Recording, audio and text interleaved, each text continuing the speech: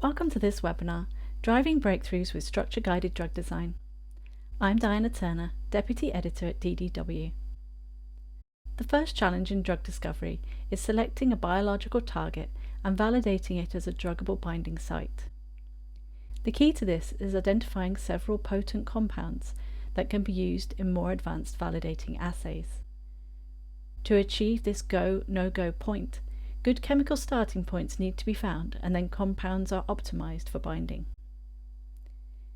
In this webinar, hosted by DDW, Curia shares its findings that protein X-ray crystallography is essential to accelerate the design process by providing a level of structural detail unmatched by computational methods.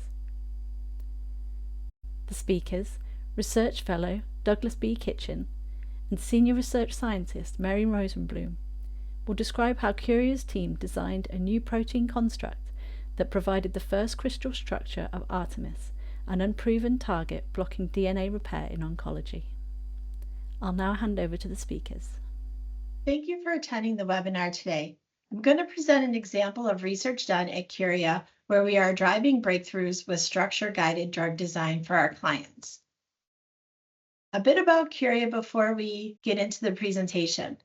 Curia is helping deliver scientific advancements to the community through our 4 business units: our small molecule group, generic APIs, our biologics division, and our commercial sterile manufacturing.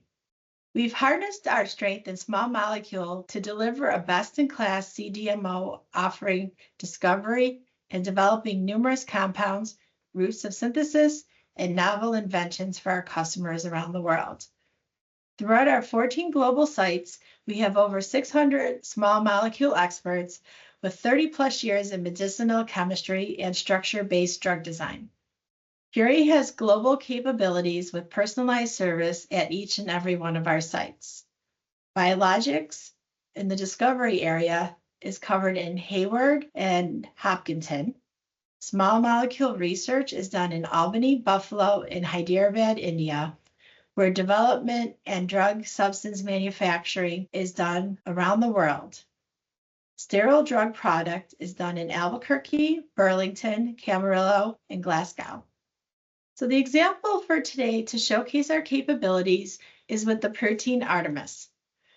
First, I will go over a bit of a background on the Artemis protein, followed by the steps that were taken for protein construct design, the purification scheme, and crystallization, and how all that fed into the structural-based drug discovery pipeline.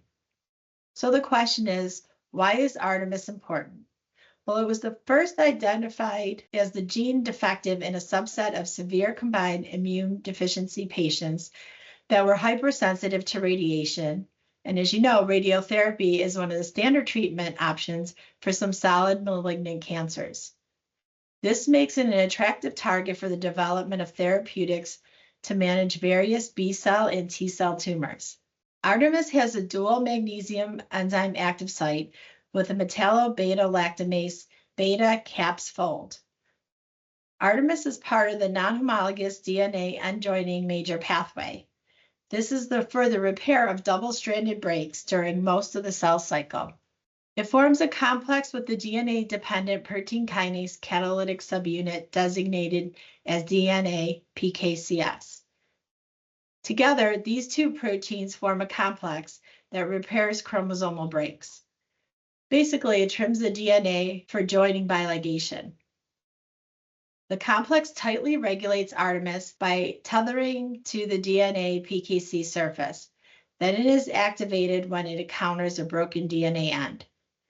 As you can see in the slide, the Artemis catalytic domain enters a large cavity in the center of DNA PKCS. The DNA PKCS is in blue and the Artemis is purple, with the DNA entering to be repaired. Artemis was an unproven target to block DNA repair in oncology. It is an attractive target for the development of therapeutics to manage various B-cell and T-cell tumors because failure to open DNA hairpins and accumulation of chromosomal breaks may reduce the proliferation and viability of pre-T and pre-B cell derivatives. So this brought up the question, Can inhibitors be designed through structure-based drug discovery? Attempts were made by multiple labs. However, progress was slow due to difficulties in multiple areas. The first one being protein production. It was very difficult to get enough protein to do biochemical and biophysical testing on. Question was what lead chemical material would be needed. Knowing what compounds may block and bind in the DNA repair, there was no experimental protein structures to show this, and very low homology models with similar folds, yet still unique proteins. Therefore, uncertainty about what compounds might bind came into question. Curia's integrated drug discovery team was asked to try and get a crystal structure within a 6-month time frame. If successful, proceed with structure-enabled compound design of inhibitors for Artemis. So proof of concept questions needed to be addressed. Is Artemis inhibition with a small molecule sufficient to prevent DNA repair in cells? Will metal binding active site compounds provide sufficient inhibition? Is Artemis inhibition site druggable, ligandable, drug inevitable? Exploratory research had gone on for approximately 6 years, and low nanomolar inhibitors were identified, but they were of the single metal binding series. The problem was, would those be selective enough for Artemis inhibition? Limited structural information because there's only the homology model.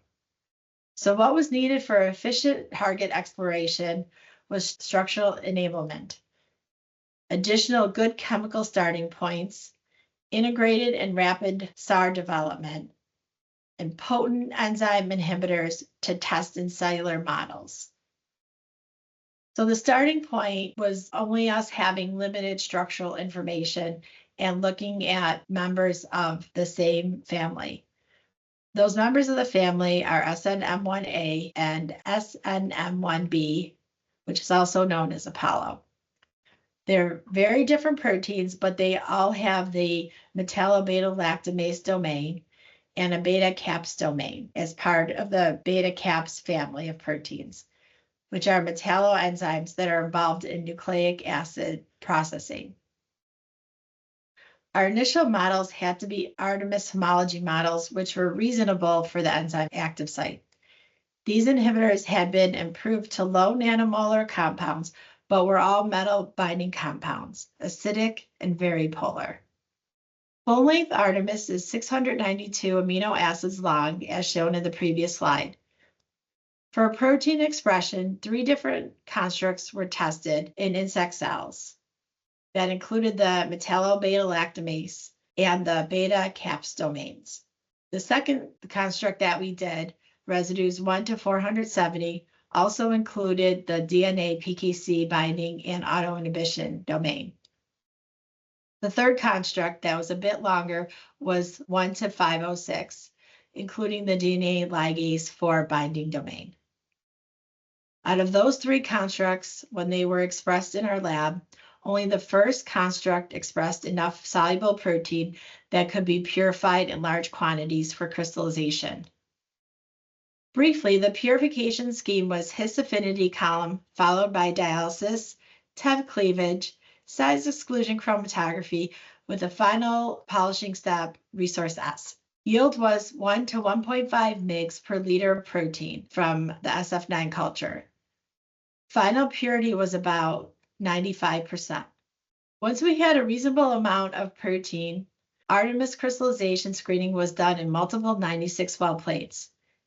As most know, when it comes to crystallization, there are multiple variables, including protein concentration, crystallization temperatures, cocktail combinations, protein constructs, and what ligands are being bound to the protein.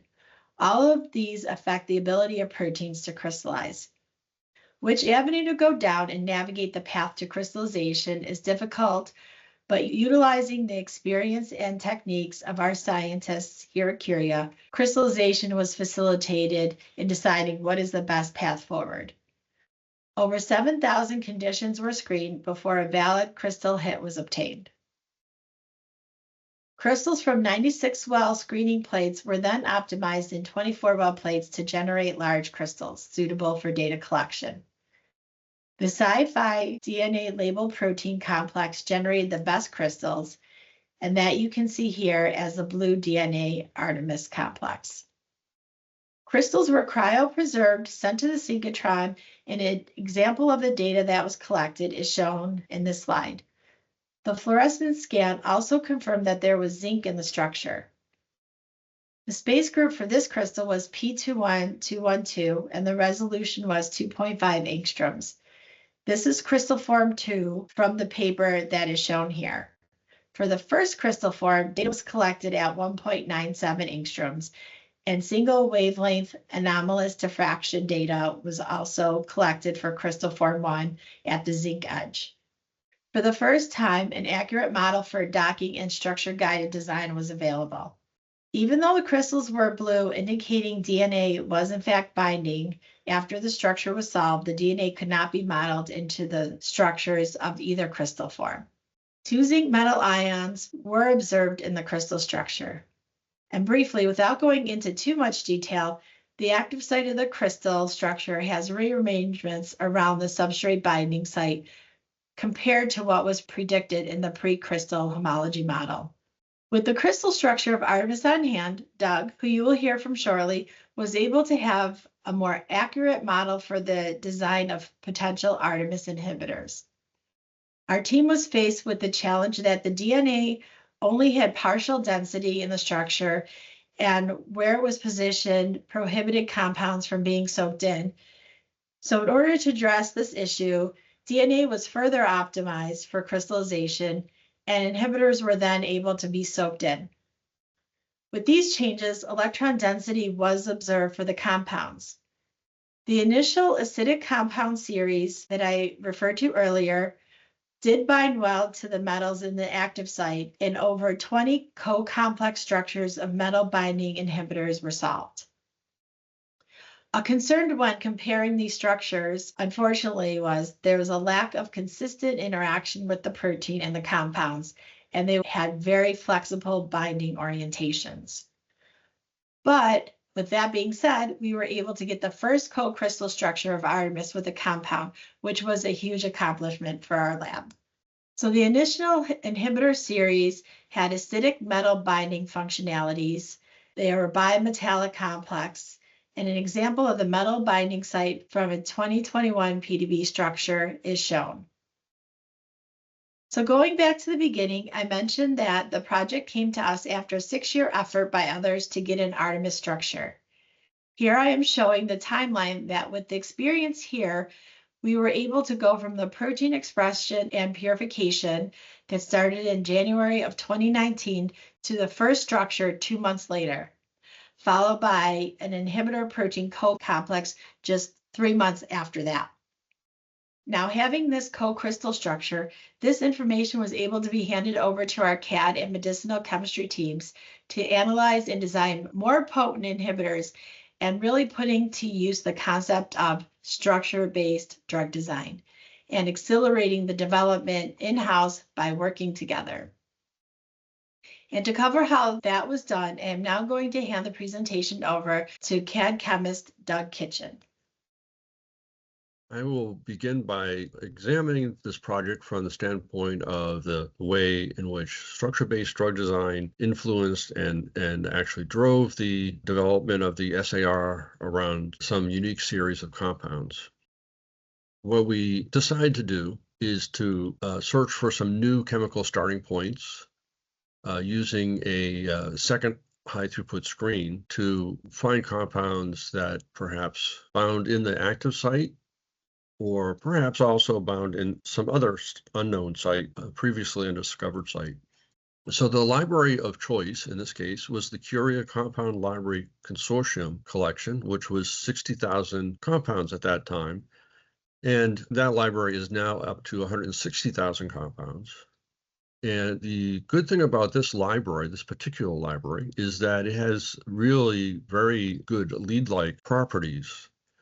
And when the library was developed, it was 5 drug discovery organizations were part of the consortium, and they each contributed ideas and perspectives on what makes a good lead-like library. There was no focus on a particular biological class, and there was no intentional metal binding groups in this library. So the other thing that was very important is that these are all new compounds that were not observed in the literature previously. They tend to have high sp3 content. The molecular weights in the log P are less than 450 Daltons and less than 4.5 log P. So this bottom portion of the screen shows that the library was developed as a synthetic library. So there was a scaffold on the left here where there were 2 R groups appended to every scaffold. And then there were 5 to 6 templates that were created by filling in R1. And so there would be 5 to 6 templates for every scaffold. And then we had approximately 15 different parallel reaction types. And so each R2 was then enumerated by 30 to 40 functionalities. And so those came off in this direction. And so the final 60,000 compounds were actually represented by approximately 2,000 templates here. So in this next slide is the result of a schematic of the result of the high throughput screen. We obtained 3 main series described here as series 1 with a fused aromatic on the bottom, a single aromatic connecting group, and then the various R groups that made up the parallel library for this template. Series 2, single aromatic on the bottom, a tricyclic aromatic in the middle, surrounded by the R groups of the parallel library. Similarly, for the series 3, interestingly, this had a single aromatic on the bottom, fused aromatic in the middle. And just as an example, after we obtained the hits, we did some fairly rapid SAR exploration, and in each of the cases, we got a modest inhibition improvement. And so they typically started around 10 micromolar, and then we were able to improve that on occasion to as little as 2 micromolar. And that was with a few different variations. There were some even weaker hits, so the SAR was not flat, and a few that were completely unimportant, inactive in this case. So the SAR was not progressing as well as we had hoped. We weren't getting nanomolar compounds yet. So we did attempt to do some structural biology on these compounds with Artemis. What we had started with was a homology model originally, and then eventually that was supplemented by an actual crystal structure of Artemis. And what we observed is that there was this distal site a little bit away from the metal binding site. So this metal binding site is where we found other compounds to bind. And here is a little snippet of RNA that's showing how the DNA would probably interact with that metal binding site. And we presumed that perhaps the DNA might twist through here, although we had no specific evidence. This binding site was actually confirmed by the crystal structure, which was an apo crystal structure of Artemis. And so we knew that there was still a binding site here, but we didn't really know what could bind in this binding site. So here's another image of that, where we have the metal binding site over here, the possible distal binding site. After a co-crystallization of some of the hits from the high throughput screen, we observed, in fact, our compounds bound in that distal binding site, and they had an orientation such as this, and still, of course, no direct evidence as to why that would inhibit DNA binding. So this structure, in comparison to both the apo structure and an early structure with DNA that had been published, showed that this site was a little distant from the acidic metal binding site, and there was relatively minor changes in most of the backbone positions throughout the rest of Artemis. However, we did notice this little change here, where the red arrow indicates that the backbone undergoes a fairly small motion, although much larger than the rest of the protein. And so all the inhibitors that we found indicated that our compounds bound in this distal site, and it induced a small change in just the binding site itself. And here, the next few slides will illustrate this. Here, phenylalanine 235 is the focus of this empty binding site, and it has this position, so small alpha helix. When these compounds bound, represented by the blue molecule here, the phenylalanine draws in closer, and that's even better illustrated by this next slide. And so the purple is the apo structure without any inhibitor bound, and the green represents the protein structure when one of our inhibitors is bound. And you can see that the phenylalanine moves about 3 angstroms towards the inhibitor, which is pretty interesting. A nice induced fit. So it really closes up this part of the pocket. Also, the alpha helix shifts. And here it's a little bit more detailed. Phenylalanine makes a very significant edge to pi interaction. There's a 3 angstrom motion of the phenylalanine 235. We observe this same motion in every single inhibitor structure that we were able to obtain.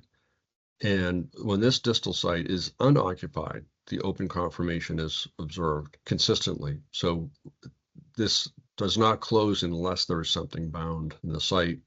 And so far, we've done quite a few MD simulations without the inhibitors, and we're unable to observe naturally this motion.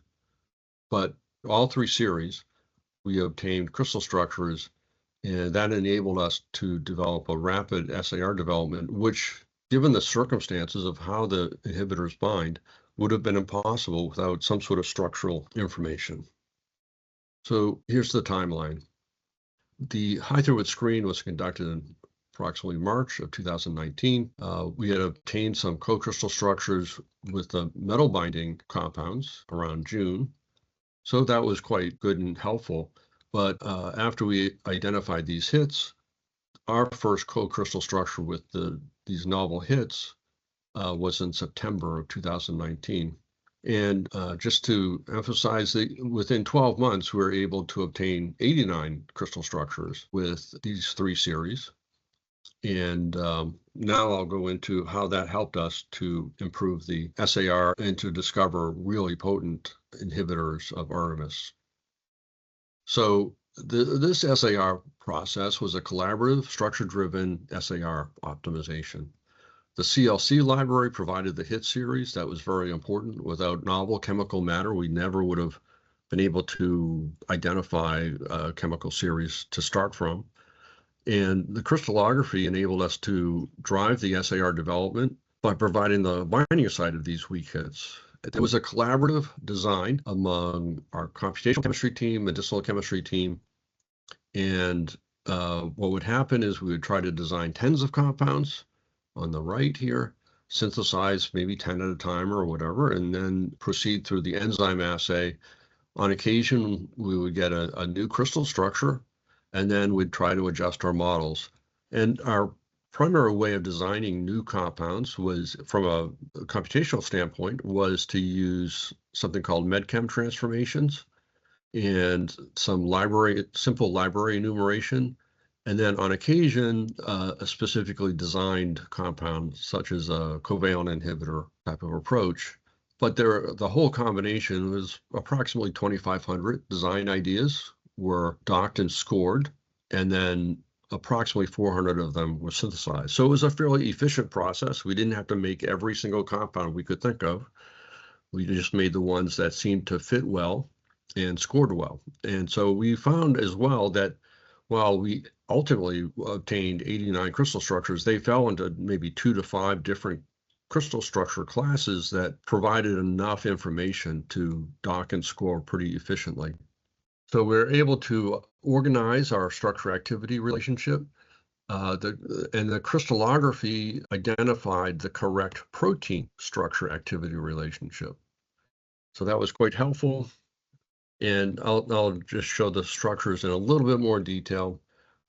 Series 1 was fused aromatic down the bottom.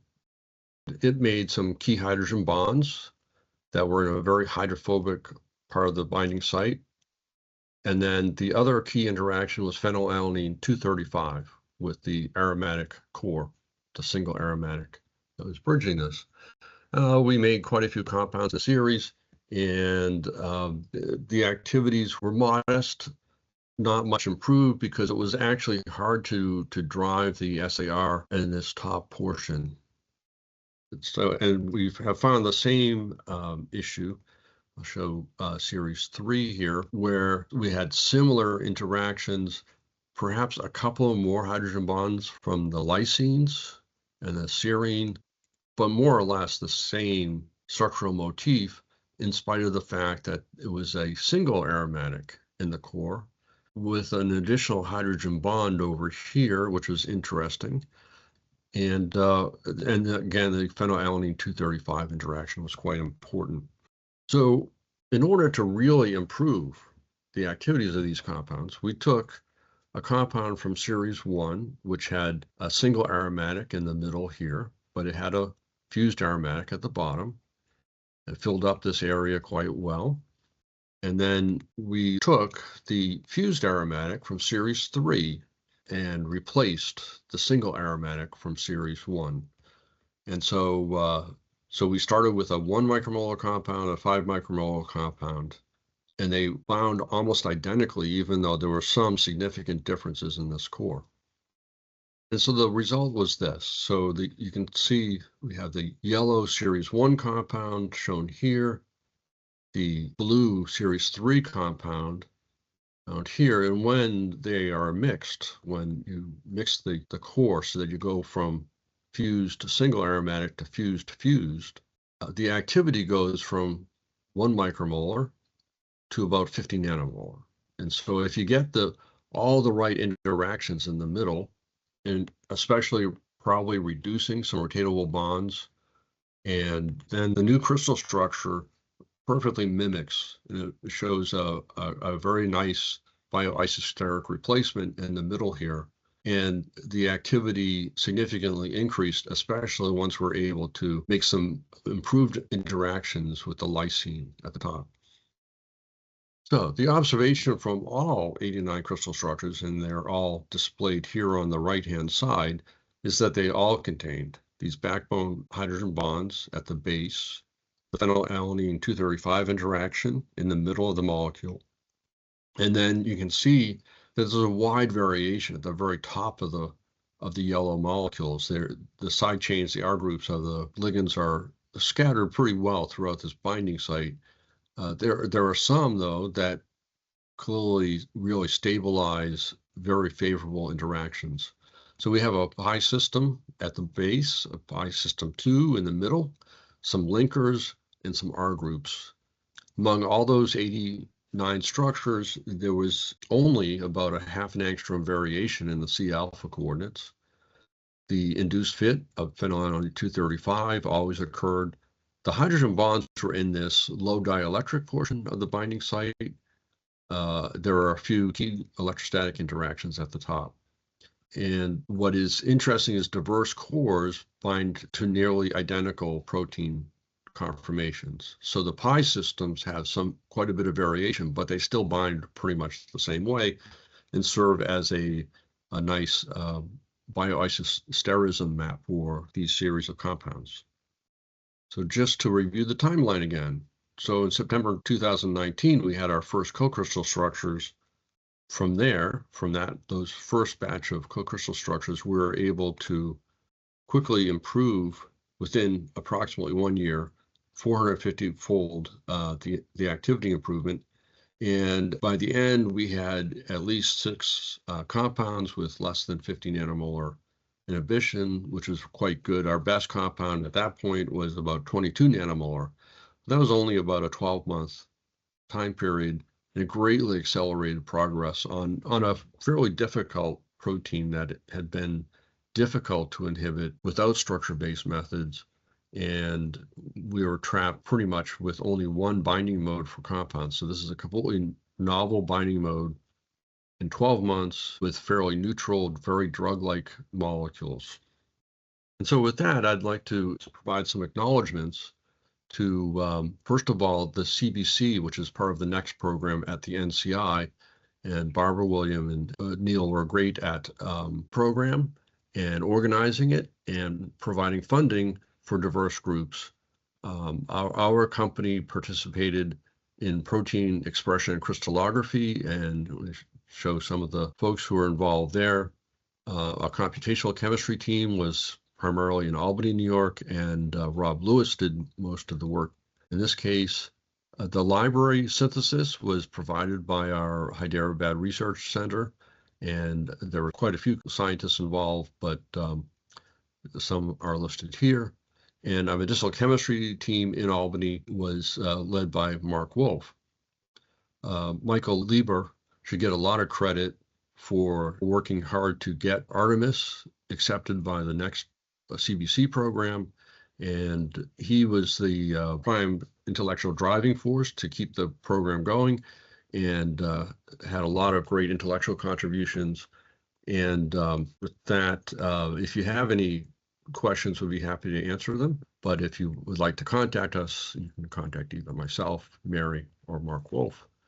With that, I say thank you. And if there are any questions, we'd be happy to entertain them. Thank you very much. That was fascinating stuff from both of you there. I'd just like to invite you to turn on your webcams again now so that we can move into the Q&A session. Hi there, good to see you. Okay, so our first question, how different was the X-ray to the AlphaFold prediction? And I think that's one for Doug. Yeah, so however, in any AlphaFold that we looked at, and we have looked at the AlphaFolds that were deposited, those structures were also very similar to our homology model. There was nothing particularly new there, and none of those models would have ever predicted a similar enough structure where these new series of compounds found. So that's really important. AlphaFold has a lot of limitations. One of them is induced fit is unpredictable. That's a function of the compounds that you co-crystallize with the protein structure. So, but I think the AlphaFold model, especially if you're interested in that metal binding site, would have been a good starting point. You could have easily adjusted that model to fit acidic metal binding compounds into that fairly large funnel shaped binding site. Okay, brilliant, thank you. Next question, did the 15 nanometer compound show the expected activity in a cellular assay? I believe Professor Lieber's group has shown that some of those compounds have now shown the correct, in a recent publication, he's shown that they do show sort of the appropriate cellular response. I won't say with anyone's validated the target itself, but it's a lot closer now. Okay, thank you. Were you able to identify any waters in the binding site? Oh, yes, quite a number. They kind of bounce around. We've been continually looking at these things. It's really fascinating. The lysines also change position, so some lysines kind of fold in, and some waters sometimes replace them.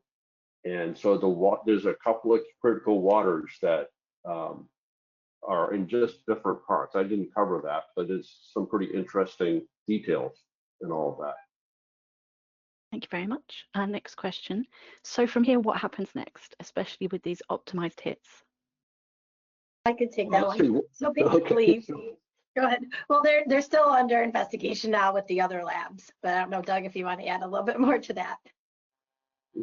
Yeah, it's now we get to the really expensive part, right? So, and the risky part is how do you develop them or further optimize them? So they haven't. These are only in the hit the lead stage. So we're at really good starting points. There's a lot more to do. Excellent. Thank you very much. Okay, moving on to our next question. How did you choose protein and DNA constructs to ensure crystallization? For the constructs, we actually have a pretty strong protein group at Curia. So using the expertise of the whole team involved and the short timeline, we were just going through the sequences using homology models and working together to come with the best plan forward. So once we had a good plan and we were able to do multiple experiments at one time and make sure we got enough protein to crystallize, which was the first hurdle.